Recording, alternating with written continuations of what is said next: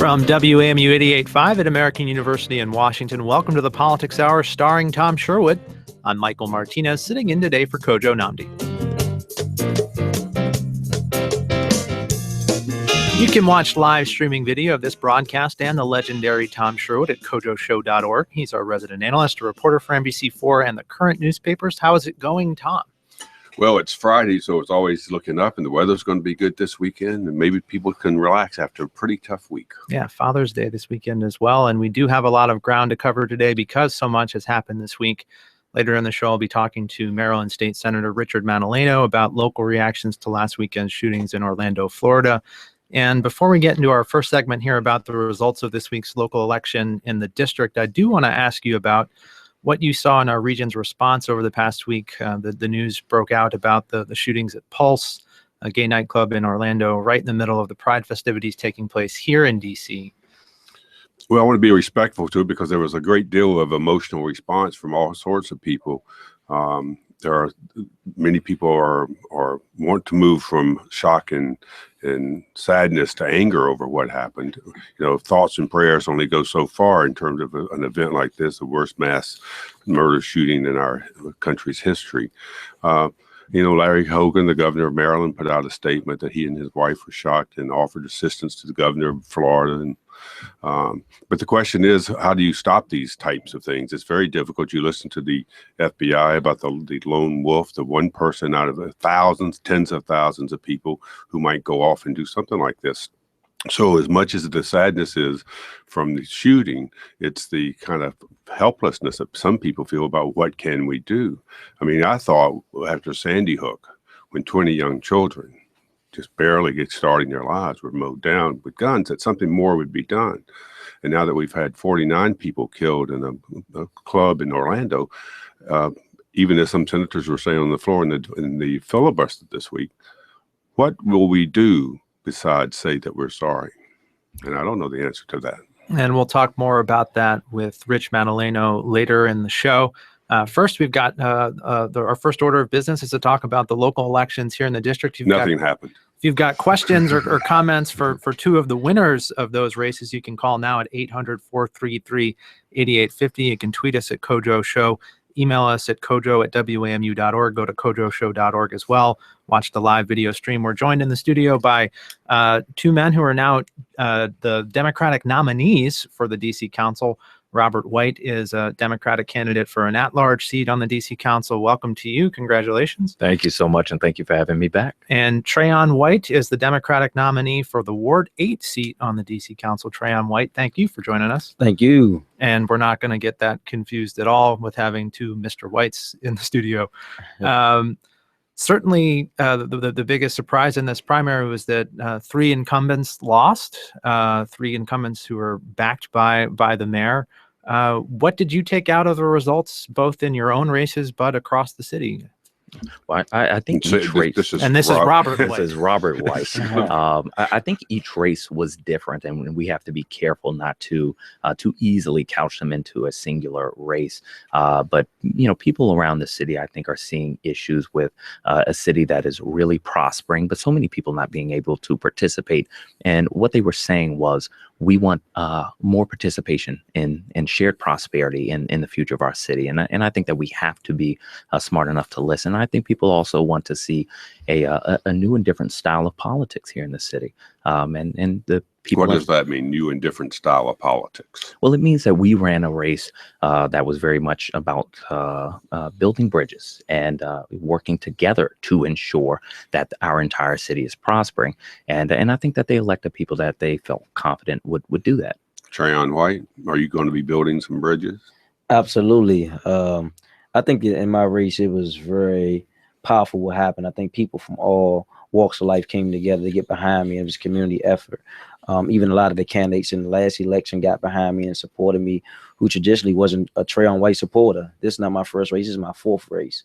And people, a lot of young, talking about the school board races. Absolutely. Yeah. Then a lot of young people, this is their first time voting or never engaged in politics, didn't care about politics, got on board because they felt like in the last race, Trayon White was cheated. So they said, we have to do something. So we named our campaign slogan, "Don't just stand there, do something." 2016, so it motivated a lot of people to get involved. And you ran in the special election a Yeah. year ago to fill the seat that was vacated by Marion Barry. That's right. You lost by just a handful of votes to Right. La Ruby May. What was the difference this time? The difference was people got involved. We changed our strategy a little bit. We had a fundraising chair this time, Kim Dickens. We leveraged power with other people we knew that was going to get in the race and asked them not to get in the race to get behind us.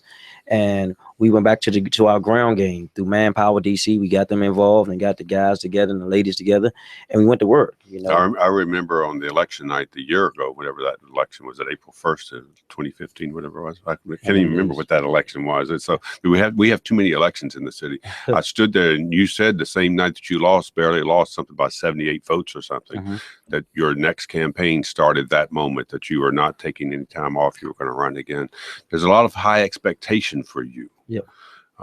You have the mayor, even today, Mayor Bowser was touting the unemployment rate has dropped something like almost 4%, which is a lot. But there's a lot of need in Ward 8. Expectations are you're going to do something. Can you give us a sense of how you're going to go out running? I don't think you have any real opposition in November, do you? Not that I know of, but if they show their head, we're going to squash them as well. Squash them. Squash them. There we go. All right. So high expectations. What can you do as a council member, or ward council member, different from what La Ruby May did, or even what Marion Barry did before you? So I think that we're in a unique time where we're going to experience a lot of economic development in the ward. And we want to leverage that to make sure people are able to develop at the same time. So as buildings go up, we want to make sure small businesses are getting a piece of pie in the project, make sure they're able to hire from the community, because you're not a friend of the community, you're not a friend of Ward 8. And so we want to, I did a little bit of that while on the school board, like I courted Microsoft, and then we got Microsoft inside of Baloo Anacostia High School. It's about building relationships. I'm a business major by trade. And so I like to leverage a lot of those relationships in the business community with, you know, Marriott was a good partner of ours, and make sure we have to get people to work and create training programs to have something at the end of it. Let me, Michael, if you'll let me stay on Ward 8 for just a moment if we get to the at-large race. On this show a couple of weeks ago, Andy Shalal, who is the leader of the Busboys and Poets business, opening the place on Martin Luther King, right just north of Good Hope Road, right over the 11th Street Bridge. He's been known to hire people, entry-level jobs, train them. He says some of his top officials in his government, his corporation now, are people who started at the bottom. And he's planning to train people in Ward 8. He's planning to hire them and be part of the community. But he's been heavily criticized for being part of the gentrification of Ward 8. I can't remember her He was name. on the show with Skyla Pond-Dexter Moore, one of the correspondents for our Anacostia Unmapped project. And she said that the people who live in Ward 8 don't have any equity. They're not brought in on the equity level, and they are just consumers and maybe employees, but they're not in the equity business. Do you see that also as a real problem? Andy Shalal is one of the most progressive politicians in town. Well, we like what Andy is proposing in the ward. They're working close partnership with the Far Southeast Family Strictly Collaborative. So we're going to make sure we got a strong community partnership with it as well. But also, I think we got to be a little more innovative and get money to small businesses across the ward, because a lot of people that own businesses in our community don't look like us. So we want to use the government resources to incentivize business to come to Ward 8 and start new and make sure we get a hand of the projects in Ward 8. Well, and I think Skyla's point when she was talking specifically about Andy's businesses, the Busboys and Poets restaurants, is she said, look at what's happened in the neighborhoods where he's gone to, and we can debate whether or not this is a cause and effect thing. But she said, look at what happened at the 14th and V location. Look at where things have happened around in Ward 5, where he is in by Catholic University. So when you look at those parts of the city where things have changed so much, what do you see as what you want to happen in your part of the city in Ward 8? Do you worry about that happening? Absolutely. That's one of the reasons why people elected me over my opponent, because they felt like they wanted somebody who knew what was going on in the community and cared about the issues that they faced that's from the community. And I think I bring that to the table. And so part of what we want to do legislatively is create displacement free zones to ensure that we're able to live there as the tax property, as the value of the property goes up, we freeze the taxes on those areas most affected by development. And I think that's a way we use our legislative voice to ensure people are able to stay and grow in our own community. Robert, gentrification is what we're talking about, to use the word. The good news, economic, even Tony Williams said it in a recent discussion with the DC Fiscal Policy Institute. The increase in business brings the money that allows the government to help the people in the lower end hand up. Where do you see this role? And the city is rapidly changing. People feel like they're being pushed out, not physically being pushed out, but the economic pressures and the rising taxes hurt small businesses. Where do you fit in from a citywide perspective? Because it's gentrification is happening in virtually every part of the city. And that's right. And my family has been victim of this gentrification. That's how you say your father moved out, right? My father, my brother, most of my family, actually, I'm a fifth generation Washingtonian. Most of my family now lives in Maryland for solely financial reasons. And we've seen this. Our family house on 15th and Allison, my grandfather bought in 1963 for $14,000. Those houses are probably worth $900,000, $1 million now. And so we want the city to grow.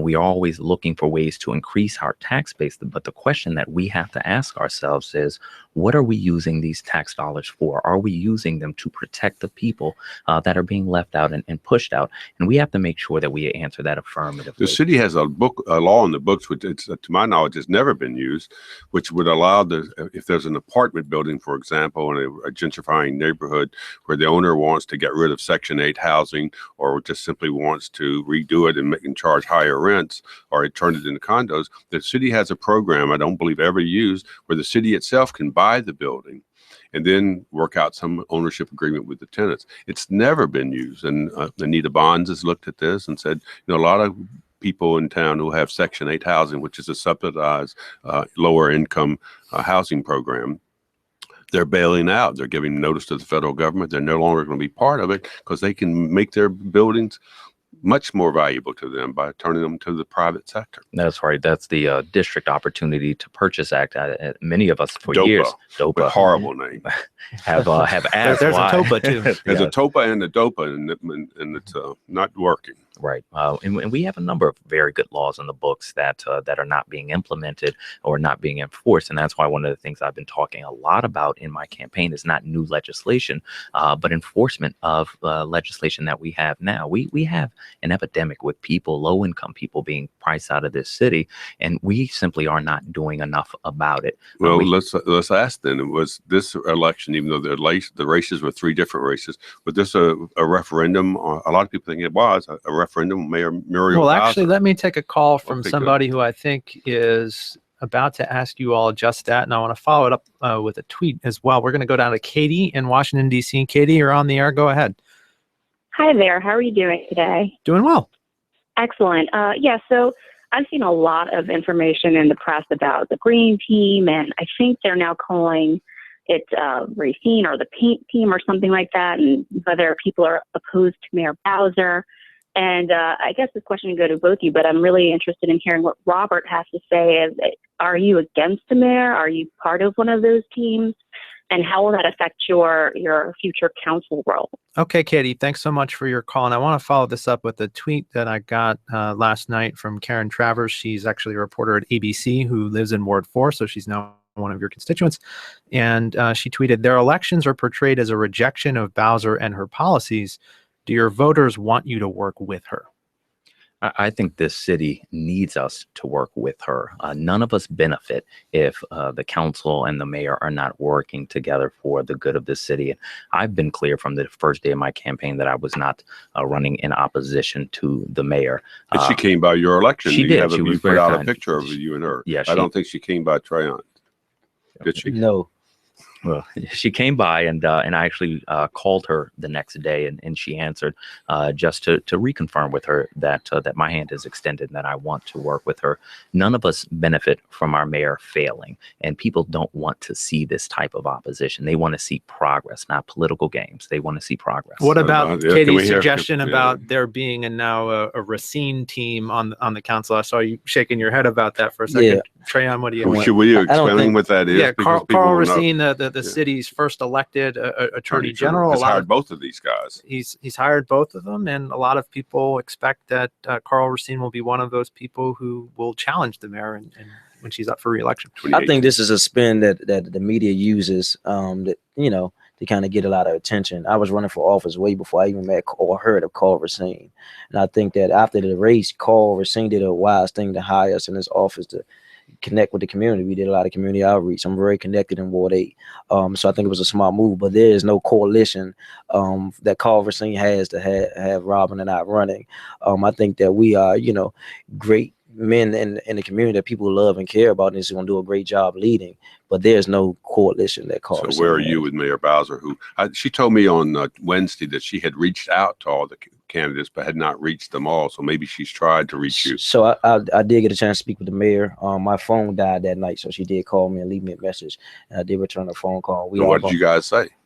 She congratulated me on my win and told me she looked forward to working with me. Also, other council members came, like Mendelson, McDuffie, Silverman came that night, and so we look forward to working with the mayor and other council members. Speaking of phone calls, you can join our conversation by calling 800-433-8850. You can tweet us at Kojo Show, or you can email us at kojo@wamu.org. You can go to kojoshow.org, watch the live video stream, or leave a question or a comment there. I'm Michael Martinez, sitting in today for Kojo Nnamdi, joined as always by Tom Sherwood, our resident analyst, and we're talking with Robert White, the Democratic nominee for the at-large seat on the D.C. Council, and with Trayon White, no relation, the Democratic nominee for the Ward 8 seat on the D.C. Council. And we actually did just get a call from Peter in Washington, D.C., who wants, I believe, to ask a question to Trayon. Peter, you're on the air. What's your question? Yeah, hi. I understand, well, the situation with school modernization in Ward 8 has been very poor. That the 21st Century School Fund has just gotten finished doing this big database looking at sort of equity issues involved in school modernization in DC. And, Ward 8, unfortunately, is a poster child for this inequality. And if you look at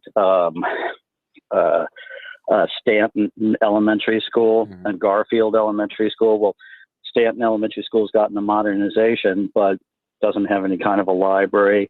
They haven't done anything for the playground, and Garfield probably isn't going to see anything for 7 or 8 years. And this is a school that's 105 years old, the building, or the main building. Sure. And it seems to me that the mayor didn't do your opponent any favors by not soldiering those buildings further along, bringing them up in the queue. Okay, Peter. Wondering what you think, what you are plan on doing about soldiering it forward. Thanks. Okay, Peter. Let's let Trayon White answer. Thanks so much for your call. So we just feel like a lot of our schools has been on the back burner for modernization for the last couple of years. Even with Baloo being online, we had to go down and take the whole Baloo band down to City Hall, and the Mayor for Life, Marion Berry, had to advocate for that. So we are going to organize people to make sure we get back to the front of the line, even all elementary school. I served on the State Board of Education during those times. And so we got a heavy lift in Ward 8, and we're committed to working every day to make sure we're priority, that we just not getting equality, but equity, and moving the needle fast. Yeah, a lot of work has been done on schools, but still some significant work to be done. We have not talked about the Democratic elephant in the room, and that's the return of Vincent Gray in Ward 7, beating Yvette Alexander, who had replaced him 9 years ago. We're talking about the politics of working with the mayor. Obviously, you're both serious citizens of the city, so you're going to work with the mayor where you can. You'll disagree with her where you don't agree, and then it won't be personal, apparently. But some people are fearful that Mayor Gray, even though he says he won't throw rocks at the mayor, he didn't get elected to throw rocks at the mayor, will be a significant stumbling block for Mayor Bowser as she tries to work with this newly constituted council. Where do you think the Vince Gray election fits into this, the political politics of the city? Well, I've listened to Mayor Gray very closely since his election, and I've heard him say that he's willing to work with the mayor, and that he wouldn't throw rocks. And I've had the opportunity to work with him both as chair and as mayor when I was in Congresswoman Norton's office. So I'm confident that he understands what history. Yes. I'm confident he understands what the city needs, and he's here to work for the good of the city. Trayon, he says he will not, if there's an organized opposition against the mayor on the council, he will not be leading it. I don't know what he's going to do. I can't speak for that man, but I know we want to work together as a council and with the mayor to ensure that our city is moving forward. And so I'm committed to doing just that, and I hope he is as well. A question for you, Trayon, about one of the mayor's plans, and you can answer it as well since you're representing the entire city. Ward 8's changing rapidly, not always in ways that longtime residents feel that will benefit them. What's your position on the mayor's plans for this sports complex? Well, I was not in favor of giving a billionaire $50 million of tax dollars with no written return on our investment, and I think that we need to go back and look at that. And even bigger than that, it's a bit more to multi-billion-dollar project happening on St. Elizabeth East Campus that the mayor held up from Red Brick. And so we want to make sure that we are a part of the conversation and things are not just shoved down our throat. And so we're going to work with the mayor and other council members to ensure we get a fair shake of how things go forward from now on the council. A different piece of this question for you, Robert White. I also was tweeted this question from Andrew Huff, who works at American University, used to work for Jack Evans. At Huffy Tweets wanted to know your thoughts on stadium developments, also at RFK, what future you would like to see for the RFK campus there. He also wanted to know your thoughts this weekend. He and DC pro wrestling fans, I know, but RFK, what in your heart of hearts should be the vision for that? In my heart of hearts, I sit on have an unpaid board position on an organization called Winners Lacrosse, and we bring this program into DC public schools for free to provide an opportunity that's not generally provided to these schools.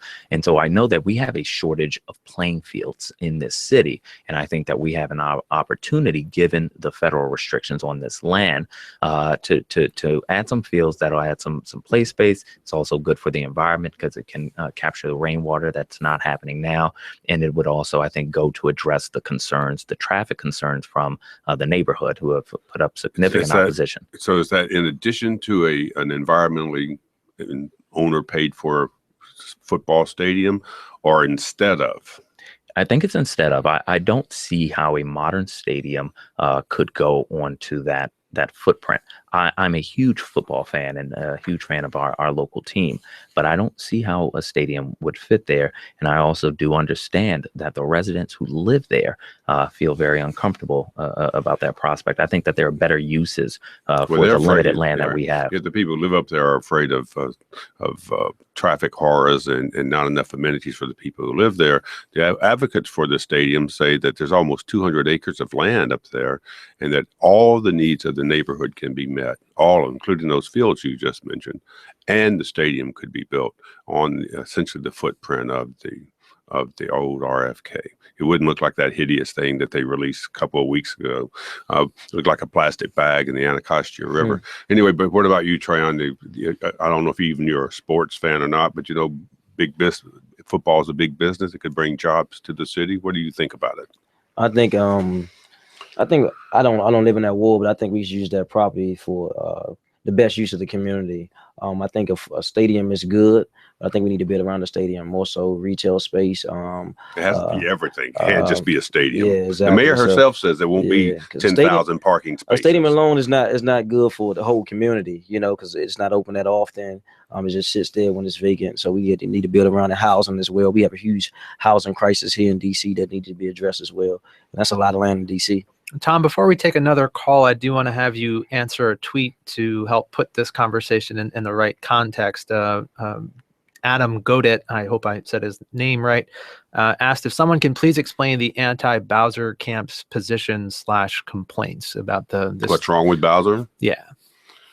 Well, she's seen as not reaching out. I talked to one of her close people last night at I won't say where it was, but and it's that as much as she has tried in some cases, her administration has not reached out to the council members. You can hear this from Mary Che in Ward 3 talking about the homeless shelter programs, or David Grasso about other matters, is that the mayor has been aggressive on a lot of things, but not cooperative or not collegial.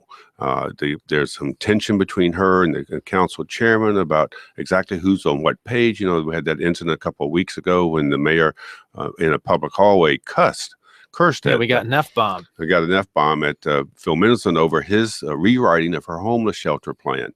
I think there's a sense and I know the mayor's worked on this, but I got to say it, there's a sense that there's this almost elitist, detached image of her administration when it comes to dealing with the council. And she was on the council. She understands this.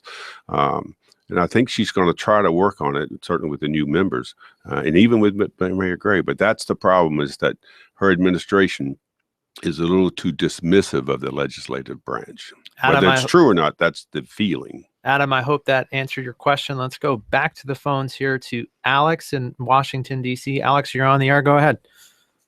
Hi, everybody. I was in Vietnam in 1968 when the riots were happening here in the district.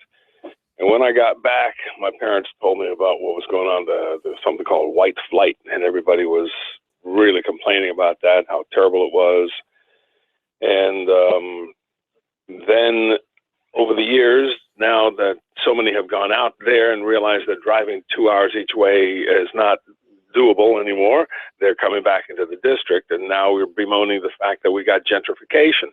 But I got to tell you, there's another side to the gentrification issue, because I have friends, one friend who lives on 11th and N Northwest, he got offered $1 million for his house. He's not complaining. And he's a black guy, and a black friend of mine whose aunt had a house there at 14th Street and W. She got a lot of money for her house. She's down in North Carolina, happy as a lark. So there's two sides to this, and I don't think you guys are paying attention to that. Okay, Alex, thanks for your call. Robert White. I definitely think I'm paying attention to it. Actually, I'd encourage you to read an interview I did on Petworth News about gentrification, where I, was very clear that it's not as simple as most people think that it is. But the thing to remember is that for every person who's offered $1 million for their house is somebody else who wants to stay in their home, and those taxes are more than they can bear. And so there are not just two sides to this. There are many sides to this, and we would be well to not oversimplify it. And I got to tell you, it's one of the things I'm excited about taking on the council, because I come from a low-income African-American family here in DC, but I am now an attorney. My wife is an attorney. We own a house. We are probably technically gentrifiers, even though I live next to the neighborhood I grew up in. But there's a way to use the increased resources and population in DC to benefit the many, and that's what we have to be focused on. We had a caller who just dropped, and I think she wanted to ask both of you about specific things that the council can do on affordable housing. So I want to go back to the last question real quick, because part of what I hear, and this is Trayon speaking, is a lot of seniors are worried that they'll be pushed out because most of them are getting Social Security checks or disability, and they're on fixed income.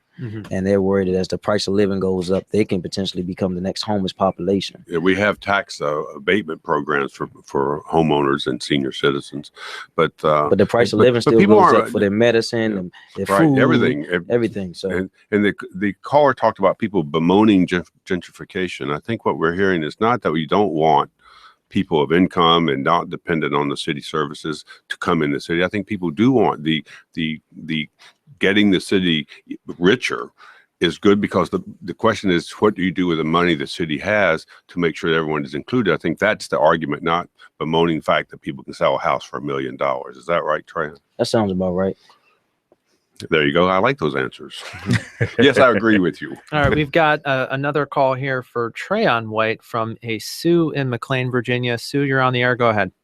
Yes, I'd like to say that I come into Anacostia, and I'm concerned about the blighted look that exists there. When you come over the bridge, there's a beautiful spot where flowers were planted, and the weeds are so high, and there's a young woman standing there with her child waiting for the bus, and the trash that's up and down Martin Luther King Avenue and Good Hope Road. I don't see any excuse for that, and why people should live in that condition when it's an easy fix. We're not talking a big issue here. It's an easy fix. Pick up the trash, weed the gardens, and make Anacostia more appealing as you come over that bridge. Okay, so Sue, thanks for your call. So we know that there's a direct correlation between pollution and crime. And one of the things we don't see in Ward 8 that we're going to see in Ward 8 is a schedule to clean the streets. I go throughout the city and I see Wednesdays, this is the street cleaning day, or Thursdays. We don't have that in Ward 8. So my job as a council member is to use the government resource to ensure that at least we have clean streets. We do have a new team that cleans the business districts of Ward 8, led by Charlie Whitaker, which is excellent. And so we are moving in the right direction, but people have to start taking ownership of their own communities and cleaning up. And so my job is to be the leader. I think everything rises and falls on leadership. And you're going to see let's talk about crime for a second, because when Vincent Gray was here on Wednesday, one of the things he talked to Tom and me about was the spike in violent crime in Ward 7, where there's been more than 24 homicides in 2016 so far, some of them in broad daylight. When you look at this issue from Ward 8 or throughout the entire city, what are specific things that you think the council could do, or what do you think are specific things that Kathy Lanier could do that would reduce violent crime? So in my years, I've grown up in Ward 8. I've seen a divestment in youth services. A lot of the crimes I committed, young people between the age of 18 and 25.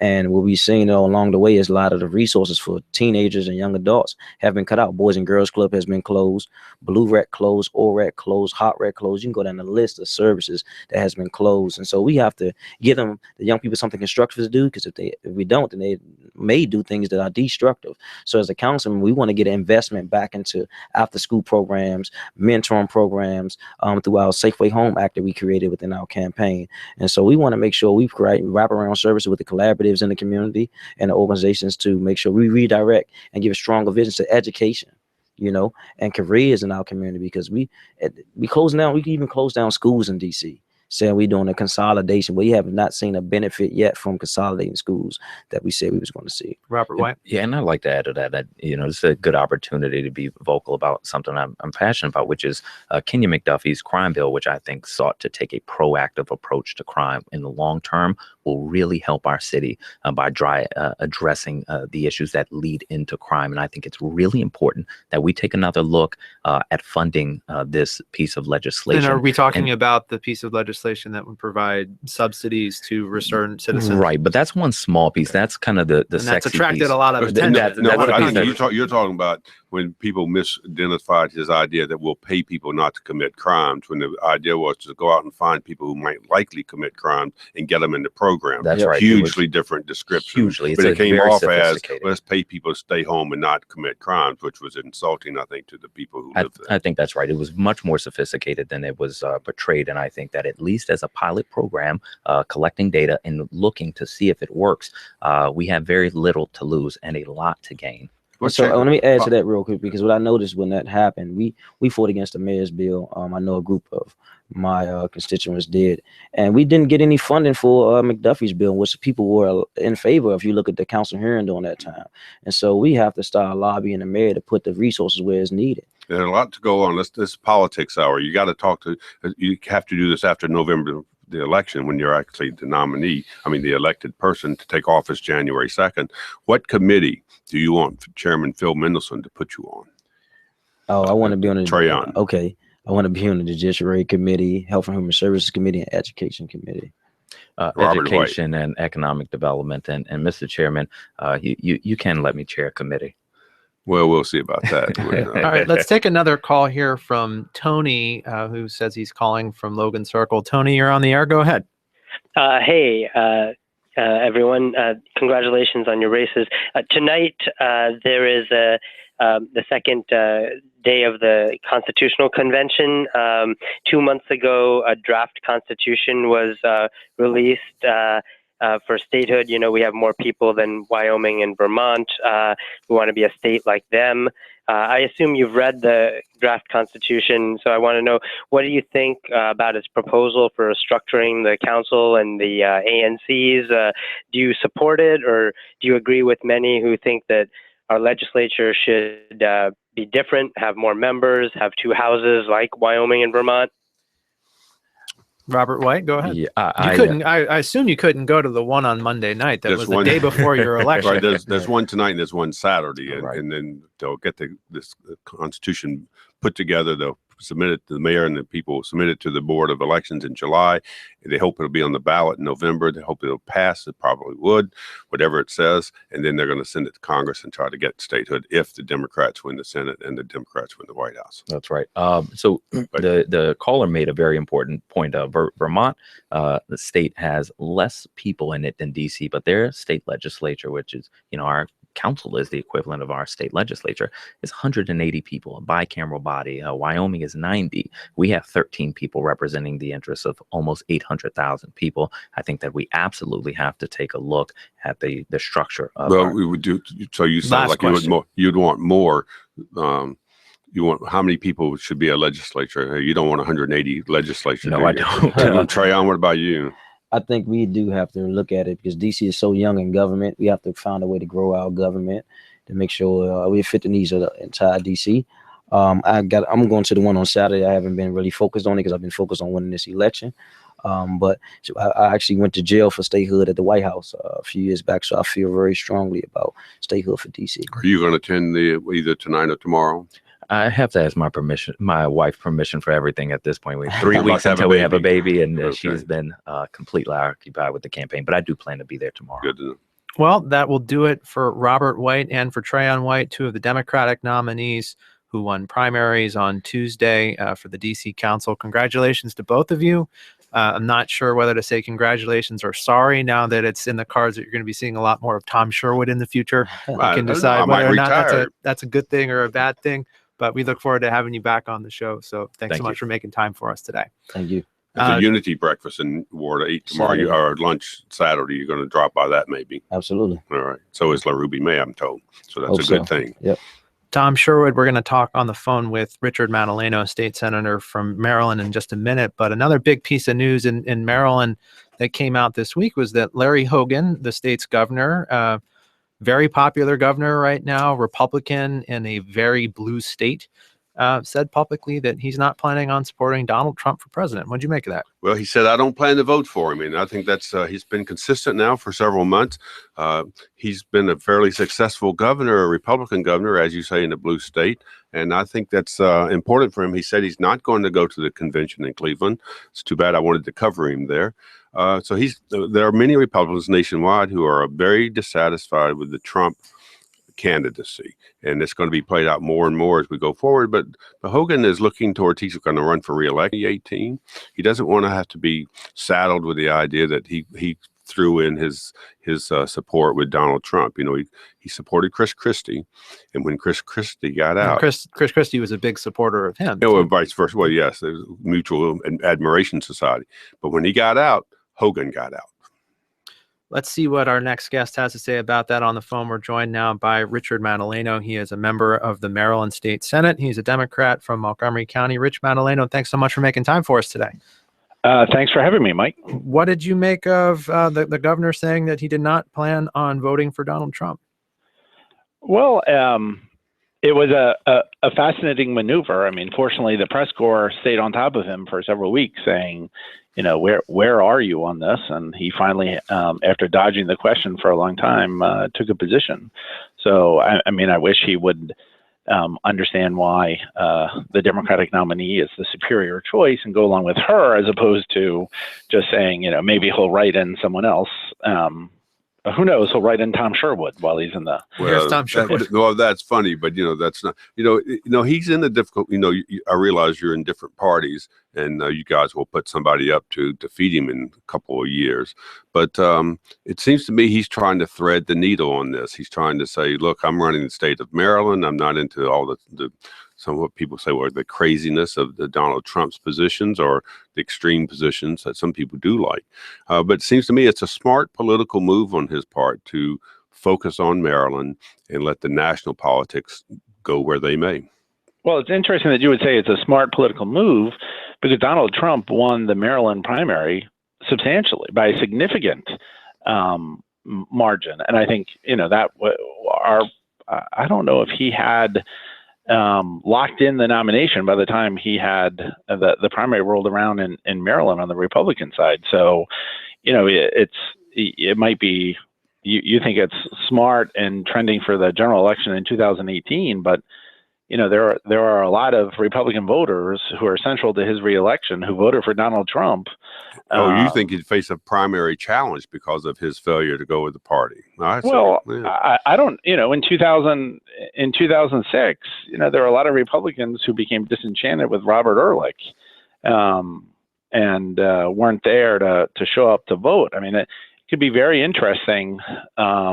that there could be a lack of excitement amongst the Republican base to show up to vote in places like Montgomery County, where, believe it or not, Donald Trump won rather significantly, that maybe people show up or don't show up for Larry Hogan because they remember he wasn't there when their nominee needed him in 2016. Why should they come out in 2018? If you've got questions or comments for Maryland State Senator Richard Madaleno, you can give us a call at 800-433-8850. You can tweet us at Kojo Show, email us at kojo@wamu.org. You're listening to the Politics Hour. I'm Michael Martinez, sitting in today for Kojo Namdi. And we're joined, as always, by Tom Sherwood, our resident analyst reporter for NBC4, columnist with the current newspapers. You go ahead. Yeah, I was just going to do one more political thing before I want to get to the horrific Orlando thing. But, this Maryland, of course, is the blue state. Virginia is considered a battleground state, purple tilting maybe towards Democrats in the last elections. But, in the Republican Party in Virginia is organizing, getting together. Jim Gilmore, the former governor, is the leader of his state Republican, I think it's the Virginia team or Team Virginia. And now this week, Corey Stewart, the Prince William County chairman, has joined in. He's the leader of the Trump forces. They seem to be in Virginia, at least the Republicans are organizing because they think they've got a really tough race. And the poll this week came out showing that Hillary Clinton is just barely ahead of Trump for the November election because the Bernie Sanders people are not yet turning to her. And I'll add that next week we'll be talking with Corey Stewart on this show. Oh, good. Rich Madaleno. You want me to comment about Virginia? Sure. I'm just saying. I'm just saying. Virginia will get in line by the end of if Donald Trump's campaign continues its wonderful march as we've seen over the last few weeks, then are you donating to his campaign now?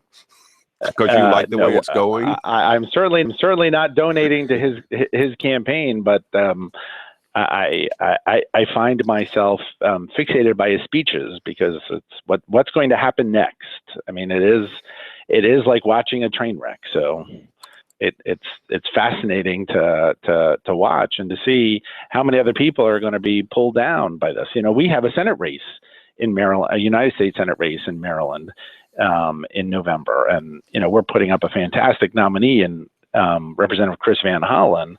The Republicans have a nominee who is supportive of Donald Trump. I don't know what's going to happen in their races and for the congressional seats in Maryland if you have the governor avoiding the Republican nominee, the Senate nominee embracing the Republican nominee for president. I mean, they're running towards a mess that could have, again, impacts on Larry Hogan and the Republican Party moving forward. Senator Madaleno, let's shift gears away from politics. We started the broadcast today by talking about the shootings in Orlando, Florida, which took place while Pride festivities were going on here in Washington, D.C. I know that this is a personal story to you. How did you react when you heard about what happened last weekend? Well, Mike, you pointed out that it was a Pride festival. We, my husband and I and our kids marched with a group of other gay and lesbian-headed families, the Rainbow Families of Washington, D.C., with a human rights campaign on Saturday afternoon in the parade. And it was just remarkable, the outpouring of people, the length of the parade, all of the different officials that were there. I mean, look, as a long-suffering fan of the Washington Capitals, you had the all-star goalie as one of the leading the parade. I mean, it was amazing to see sort of this embrace. And there were several times my husband and I talked about, wow, can you think about how much this has changed from like 25 years ago when I first went to a Pride parade, and then to wake up Sunday morning and seemingly have all of those good feelings come crashing down as the story just got worse as the day went on. The news, the fact that clearly gay people were targeted by the killer. So I mean, it reminded us of much hate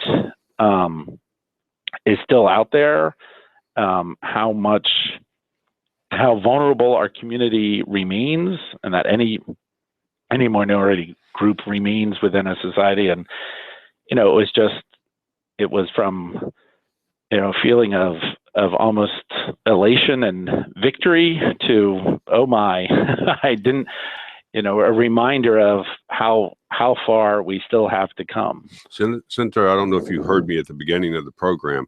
You may have had something to do, but I did mention both the horrific nature of this shooting in Orlando, and I went back to the Sandy Hook kids, the 20 kids who were killed.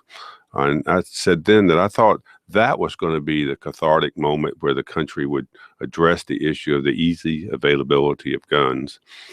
Do you have any sense that we won't just repeat this pattern again, that everyone expressed their outrage over Orlando, and now a week will have gone by? I mean, it's just been a year ago that the shooting in Charleston. I mean, in the church. Do you see any movement where there might be some action, to do something? What it is, we can fight over politically, but it seems to me we always end up fighting and doing nothing about, I guess, guns or the terror threat that we all face.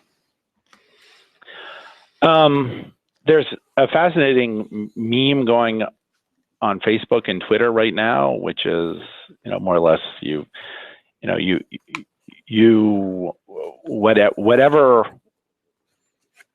whatever you want to, however you want to describe it. And I was trying, as you were asking me the question, I was furiously trying to find it. Well, and I've been reading your tweets, but it was more or less aimed at, okay, you have gone after the wrong community. I mean, look at what the gay community has done over the last 20 years in various places around this country and in the nation, as far as advancing our rights and having, fortunately, in many ways, victory after victory. Like you've woken the wrong giant when it comes to this issue. I noticed that the Human Rights Campaign, which is the largest LGBT advocacy group in the country, is now going to come out in favor of gun violence prevention measures. So, I mean, to me, I think we're going to be, on one side, I'm looking at it thinking, if you could kill a group of first graders, it's hard to get a more innocent group.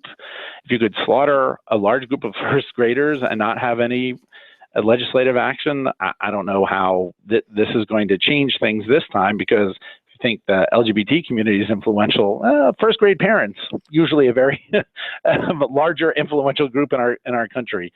But who knows, now maybe, sadly, so many different groups of people have been targeted that it just builds a coalition, that it's not just any one group, or that it just keeps building the coalition of something has to change. So I have a question for you about where things stand right now in Maryland, and if you could clear this up for me, it would be great.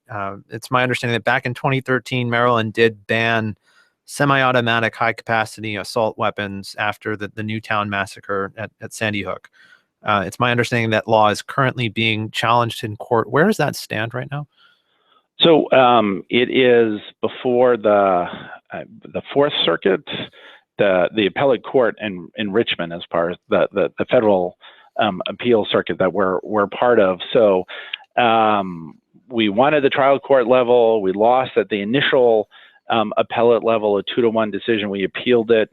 I think the right term is en banc, so that the whole appeals court will hear the case, and that's where we are right now. I mean, look, the NRA knew that they could have petitioned a referendum, the ban on assault weapons, like the one that was used in Orlando that we passed in 2013, and they thought about doing a petition drive to try to get the bill on referendum, like what happened with the marriage equality law, and try to overturn it with the voters. And they realized they didn't stand a chance, because that was going to be, the polls showed the public wanted it and it was going to be embraced. So they avoided the democratic process and have decided to go through the courts to overturn the measure. So we're trying to wait and see what happens with this next round of appeals. But you're right. The weapon that was used in Orlando, you could not buy that now in the state of Maryland. You can, as a Marylander, you can't go to a state where it is legal to buy it and bring it back. We put a limit on the number of rounds that you can buy in a clip.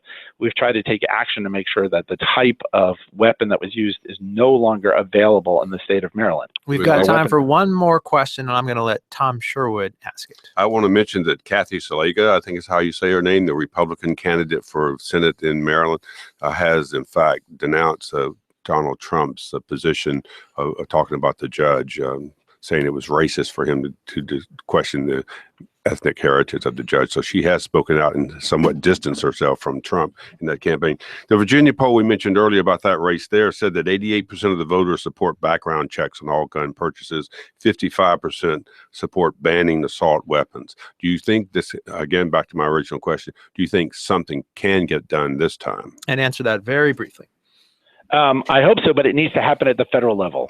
We can't just keep doing this on a state-by-state basis. It's only through concerted, broad federal action are we really going to make a difference in trying to rein in gun violence in our country. Richard Madaleno, we're looking forward to continuing the conversation more with you about this and about Maryland politics later. In the meantime, have a great weekend. Have a happy Father's Day weekend, and thanks so much for making time for us today. Thank you so much for having me on. And happy Father's Day to everyone, too. That was Richard Madaleno. He is a member of the Maryland State Senate. He is a Democrat from Montgomery County. Tom Sherwood, that's going to do it for the show today. Happy Father's Day to you. And you'll be with your dad, I think? I will be with my dad. And I'll be brunching with my son. It'll be great. The Yankee fan.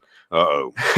That's it for the show today. But remember that we've got lots more for you online and in person. Tomorrow, Kojo Namdi show producer Taylor Burney will be in conversation with bestselling author Emma Straub at Politics and Prose on Connecticut Avenue at 6 p.m. They'll discuss Straub's new novel, Modern Lovers. Details are available at wamu.org/books. And the next phase of SafeTrack starts Monday, and local officials say it's going to be a doozy. Find out what you need to know before it hits by checking out the Metropocalypse podcast. Find it at wamu.org/metro. Enjoy the weather and be sure to meet us back here Monday at noon when we'll be talking about that next phase of Metro's SafeTrack and what's at stake for local commuters. Plus, thanks to Obamacare, mental health coverage is now officially part of most healthcare plans. But a recent study finds DC psychiatrists can't keep up with demand. That's coming up Monday at noon. Until then, happy Father's Day to everyone, including my dad right here in DC. I love you, Pop. Thank you all for listening. I'm Michael Martinez, sitting in for Kojo Namdi.